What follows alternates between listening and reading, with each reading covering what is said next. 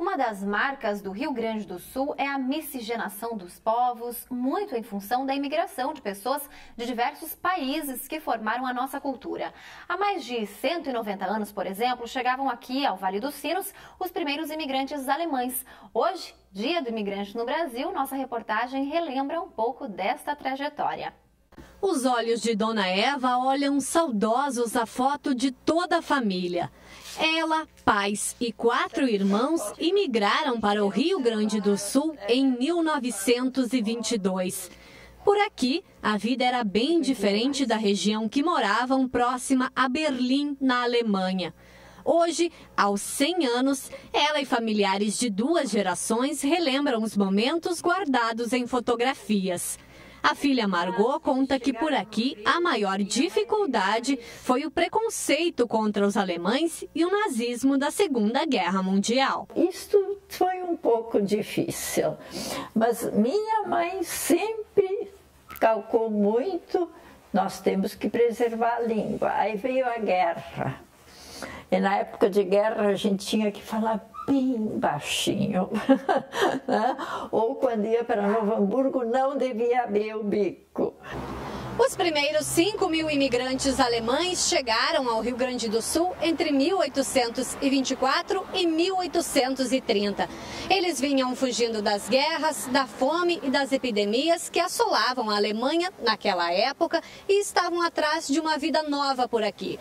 Já o Rio Grande do Sul precisava de habitantes para colonizar o território. Já em 1840, chega uma nova leva de imigrantes que se espalha por todo o estado e deixa marcas que resistem até hoje em algumas cidades aqui do Vale dos Sinos. Em Novo Hamburgo, por exemplo, percebe-se isso nas construções e nas ruas, que ainda lembram aquela época. A arquitetura em Enxaimel relembra a imigração no bairro Hamburgo Velho, em Novo Hamburgo. Dentro da casa de Dona Eva, objetos vindos do país de origem e a Bíblia em letras góticas, sinônimo da fé do povo. Em São Leopoldo, essas marcas também estão visíveis nas casas que abrigaram os primeiros povos. No Museu Visconde de São Leopoldo estão outras marcas. O registro do começo da cidade e os objetos trazidos na mala e usados naquela época.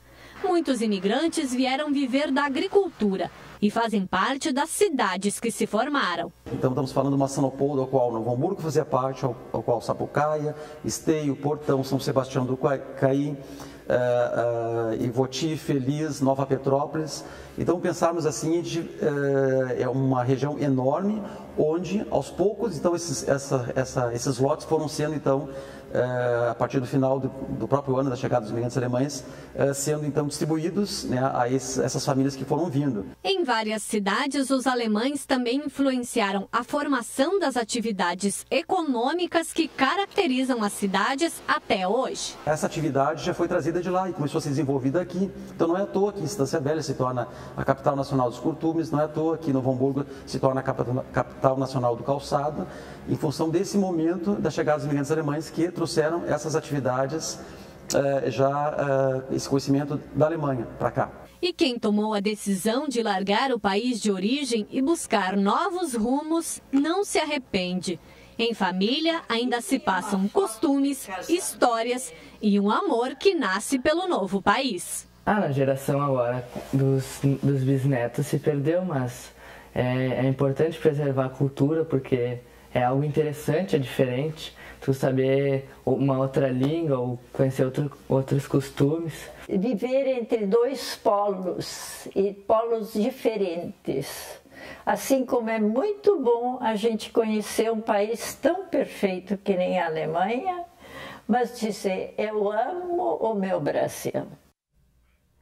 Além de trazer história de imigrantes em comemoração a este dia, eu converso com uma das pessoas que é referência de pesquisa na cultura alemã.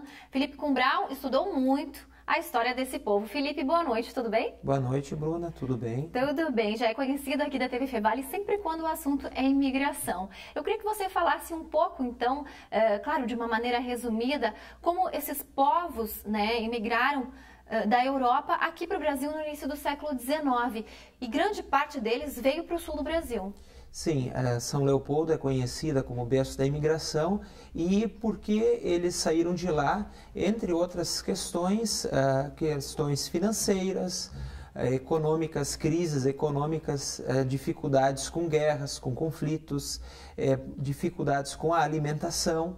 E vieram para cá porque o Brasil oferecia terras e condições melhores para esses imigrantes, tanto é que aqui as famílias foram muito maiores e as pessoas também viveram mais tempo. A taxa média de vida das pessoas, a idade média era 45 anos de idade, eles tinham em torno de 1,50 m a estatura dos imigrantes alemães, chegados no início do século XIX, justamente porque a alimentação era muito precária.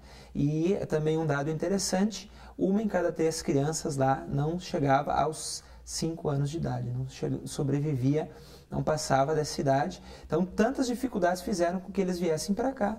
E o Brasil, naturalmente, precisava que essas terras fossem ocupadas aqui ao sul, com o medo que os castelhanos pudessem invadi-las e tomar esse nosso território. Bom, e pelos descendentes que nós vimos ali, né? Claro, quando se fala Brasil e Alemanha hoje em dia, é uma diferença muito grande de padrão e qualidade de vida, mas eles se sentem muito felizes, né? Por serem descendentes e ainda cultivar essa história tão forte.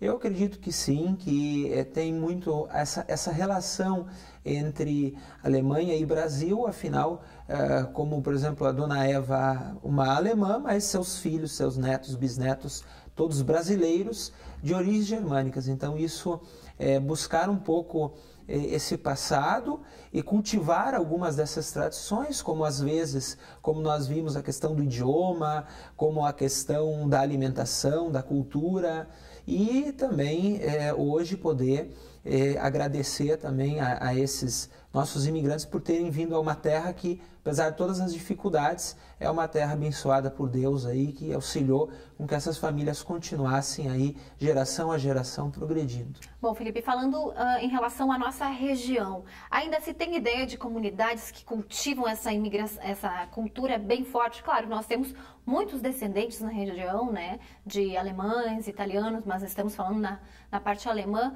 Existem comunidades ainda que seguem com o dialeto aqui no Vale dos Sinos e alguma região, talvez um pouco mais para cima ali?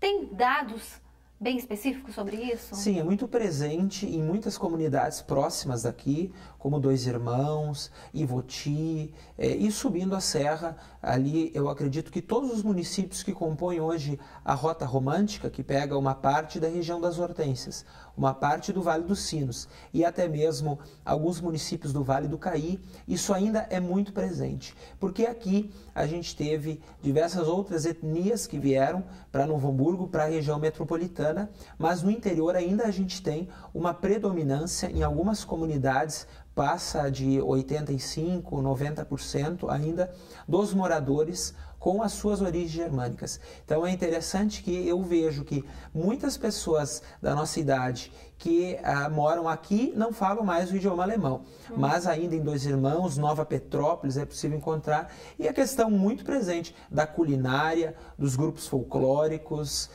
várias questões ainda de valorização dessa cultura, que eu sempre digo, ela não é alemã, ela também não é genuinamente brasileira, ela é teuto-brasileira, ela é teuto-gaúcha, então isso é importante, o que eles trouxeram e o que foi incorporado aqui para esse desenvolvimento. Afinal, a cultura ela é dinâmica, ela se transforma com o passar das gerações. Tá certo. Agora só queria que você deixasse rapidamente uma dica de 3 locais para quem está nos assistindo, que se visitarem, tem muito essa volta, essa história da colonização alemã que o pessoal pode visitar, seja na gastronomia, seja na parte mais histórica aí de museus. Eu indico muito o Museu Histórico Visconde de São Leopoldo, como foi visto na matéria, por ser uma referência na questão da cultura da imigração alemã. Aqui nós temos a Fundação Schaeffler, em Novo Hamburgo, que também preserva boa parte desse histórico, ao lado da Casa Schmidt-Presser. E para um passeio assim mais turístico, eu indicaria o Parque Aldeia do Imigrante, bem no centro da cidade de Nova Petrópolis, que foi uma ideia fabulosa, feita na década de 80, de reconstruir casas ao estilo enxaimel. Eles retiraram casas que estavam praticamente em ruínas no interior desse município e localidades próximas e transportaram, reconstruíram numa aldeia, como leva o nome, Aldeia do Imigrante, inclusive com uma igreja, com uma antiga ferraria. Acredito que ali a gente tem como se reportar a esse passado do qual falamos, porque não são só as casas, fotografias, objetos, trajes ali expostos naquele entorno daquele espaço. Tá certo, feita a dica aí então, final de semana de sol, quem sabe o pessoal não aproveita.